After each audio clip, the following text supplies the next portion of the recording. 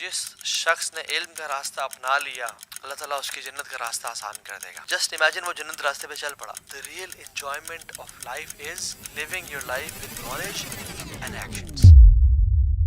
Shaitan comes to us and says کہ you are just a normal Muslim, so live a normal life, don't be something big, live to eat and eat to live. He comes and says to you کہ یار تم کوئی فن خانہ بنو, یعنی کچھ کرنے والے نہ بنو, بس نارمل لائف گزارو. امام قصائی رحمہ اللہ کون تھے؟ ایک چرواہے تھے, عام سے انسان تھے, 40 ایئرز کے اور بکریاں چرا رہے ہیں, نہ علم ہے نہ عمل, کچھ بھی نہیں تھا.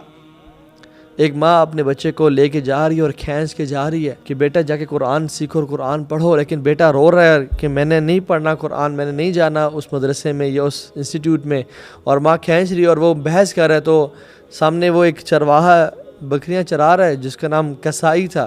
تو نے کہا اگر تم بیٹا قرآن نہیں پڑھو گے تو اس چرواہے کی طرح بن جاؤ گے. اور امام قصائی رحمہ اللہ کہتے ہیں میں چرواہا تھا تو مجھے بڑا برا لگا کہ I am an example for the losers, مجھے ایک لوزرز کے لیے, ایک نکموں کے لیے مثال کے طور پہ یوز کیا جا رہا ہے. تو انہوں نے ارادہ کیا کہ I will change my life.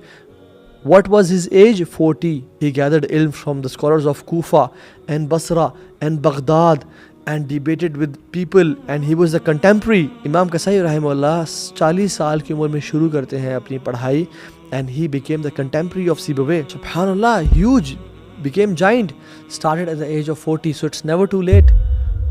اور کیا کرتے تھے, ان کے بارے میں کہا جاتا ہے کہ صرف دن میں 5 چیزیں سیکھتے تھے, یعنی 5 مسائل کو سیکھتے تھے. سو کنسسٹنسی, بے شک آپ دن میں 5 کام کریں لیکن روزانہ کی بیسس پہ کریں, you will achieve big things in life. اور آپ کو یہ بات صحیح طرح تب سمجھ آئے گی جب آپ امیجن کریں گے یا قبرستان وزٹ کریں گے اور مسلمانوں کی قبروں کو دیکھیں گے, and you will realise that Muslims in their graves when they see the realities of the آخرہ.